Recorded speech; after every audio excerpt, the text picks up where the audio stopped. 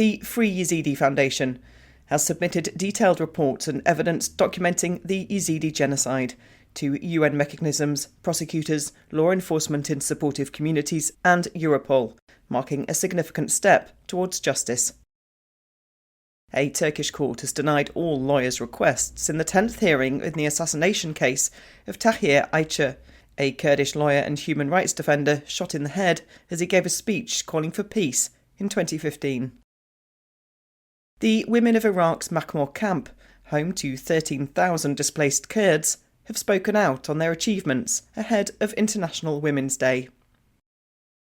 And Ogün Samast, the convicted murderer of Armenian journalist Hrant Dink, has testified to alleged Turkish government support before the assassination. Learn more with Medya News.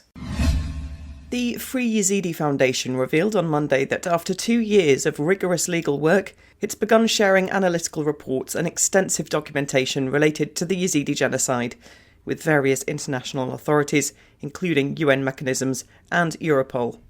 This comprehensive evidence, compiled from investigations in 5 Sinjar villages, alongside an examination of the massacre at Kani, represents a pivotal effort in documenting the atrocities faced by the Yazidi community. The Foundation, an investigative team largely comprised of Yazidi women, has worked meticulously alongside international experts to gather and document survivor testimonies and compile evidence with precision. Emphasising the importance of survivor consent, the Foundation has ensured that the reports and evidence are disclosed solely to official bodies, adhering strictly to protocols designed to respect and protect the survivors' rights. The initiative's primary goal is to facilitate the accountability of those responsible for the genocide under the law, highlighting the Foundation's commitment to justice for the Yazidi community. A Turkish court has rejected all requests made by lawyers in Wednesday's hearing in the case of the assassination of prominent Kurdish lawyer and human rights defender Tahir Elçi. Elçi, who was serving as president of the Diyarbakir Bar Association at the time, died on the 28th of November 2015 during a clash between Turkish forces and Kurdish militants in the Şir district of Diyarbakir, though the killing is believed by many to have been intentional. Legal representatives have pressed for an inspection of the site and have asked to see CCTV footage from a nearby restaurant to shed light on the circumstances surrounding Elçi's death. They want to uncover deleted data and call for the testimony of witnesses, including former Prime Minister Ahmet Davutoglu, who in 2021 called Elçi's murder a political assassination. The lawyers requested that Davutoglu testify in court, and the court agreed to this, but the decision was later reversed. The court opted to postpone further proceedings until June, after rejecting requests from the lawyers. As International Women's Day approaches, the women of Iraq's Makhmour refugee camp are celebrating resilience in the face of many challenges, as well as their achievements in creating a self-sustaining, self-governing enclave. Home to 13,000 Kurdish refugees who had fled and were fleeing state violence in Turkey in the 1990s, the camp was established in 1998.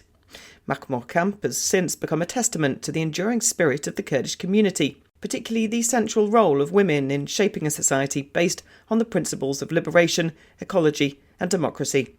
Women working in a tailoring workshop stressed the importance of having created economic opportunities for themselves, challenging and changing long-standing patriarchal norms. The co-chair of a local council within the camp shared insights into the patriarchal challenges that women have overcome in the camp, highlighting their journey to become key decision-makers and leaders in their community. Meanwhile, a camp resident discussed how targeted education efforts focused on women's liberation are instrumental in changing societal norms and attitudes towards women.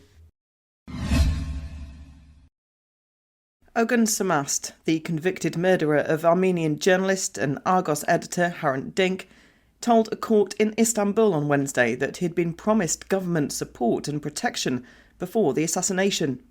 Dink, 52, the respected editor-in-chief of the bilingual Turkish-Armenian weekly Argos, was fatally shot outside the newspaper's headquarters in Istanbul on the 19th of January 2007 by Samast, then 17, an unemployed high school dropout.